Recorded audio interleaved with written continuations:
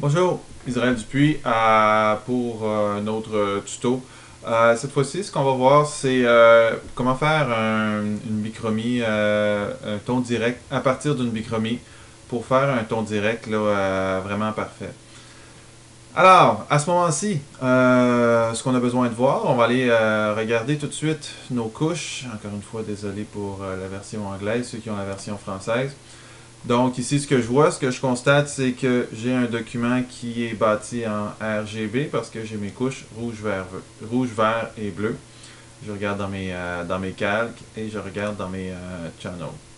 Donc la première chose à faire, si je veux faire un micromie ou un ton direct là, en deux plaques, c'est de venir changer de mode et mettre ça en noir et blanc. Donc je vais y aller rapidement. Ok, bien sûr, je pourrais dans un autre tuto, je vous ai montré là, comment faire ça ici, dans le tuto précédent. Ici, tiens, je vais me faire une petite courbe pour rendre l'information un peu plus intéressante. Voilà, ici, mon S du succès. Image, mode, ton de gris. Ok, alors voilà. Donc maintenant que j'ai seulement qu'une couche grise, donc ma couche en ton de gris, ce que je vais faire ici, regardez, c'est optionnel dans ma technique, mais ça apporte vraiment des résultats intéressants. Alors, je vais copier la couche de gris, d'accord? Alors, je vais la laisser gris copy pour le moment. Je vais la laisser s'appeler gris copy. À ce moment-là, je vais passer. Ce qui est bien à savoir aussi, c'est que les couches alpha demeurent là intactes lorsqu'on change de mode colorimétrique. Donc, qu'on soit en bichromie ou CMJN, RGB, la couche va tout le temps rester, les couches alpha. Donc, je vais passer maintenant en mode bichromie, donc duotone. OK. Je vais venir travailler mon duotone. Alors, j'aimerais bien avoir dans les tons clairs du vert pour mon illustration. Fait que je vais venir monter un peu mon vert dans les tons clairs. C'est drôle, c'est presque l'original dans ce cas-ci.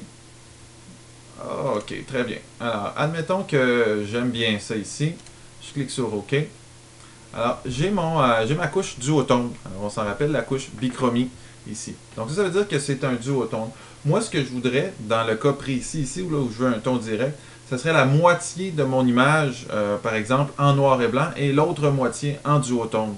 Alors, regardez bien ce que je vais faire. Je vais faire éclater mon duotone en passant par le mode multicouche. Alors, image, mode multi-channel, le mode multicouche. Ce que ça va faire, c'est que ça va faire péter mon duotone en deux. Alors, je me retrouve avec deux couches. Une couche qui conserve l'information relative à mon pentone et l'autre couche qui conserve l'information relative à mon noir. En mode multicouche, les couches sont indépendantes. Donc, je peux travailler dans les couches là, comme je veux. OK? Alors, ce que je vais faire, bien sûr, si je veux avoir la moitié de mon information en noir et blanc et la moitié en ton de gris, je vais me positionner sur ma couche de Pentone et c'est celle-là que je vais supprimer. Alors, je vais me faire un carré de sélection, tout simplement, sur ma couche de Pentone, que je vais remplir de blanc ici. Je laisse ma sélection active.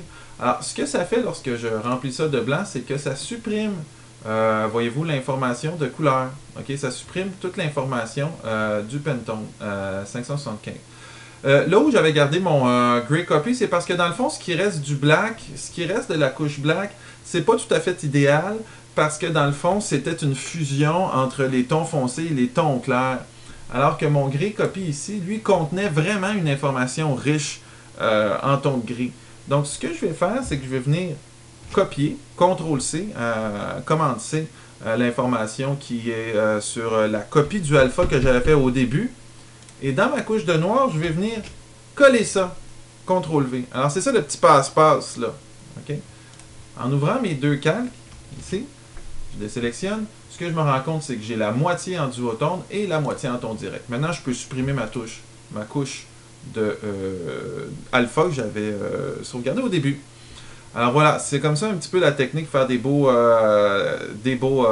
tons directs. Alors c'est pas tout, le mode multi-channel, on reste jamais là, c'est dangereux, ça s'imprime pas. Voyez-vous, lorsque je vois que c'est écrit black ici, c'est dangereux. Ça veut dire que je suis en mode multicouche. Le mode multicouche, je l'emprunte temporairement pour faire, par exemple, éclater un duotone, pour travailler de façon sélective sur mes canaux CMJN, ce genre de choses. Mais après ça, je dois toujours, en saisissant mon canal black ici, là, ma couche black, aller revenir en mode ton de gris, donc revenir en grayscale. Alors c'est vraiment important de revenir.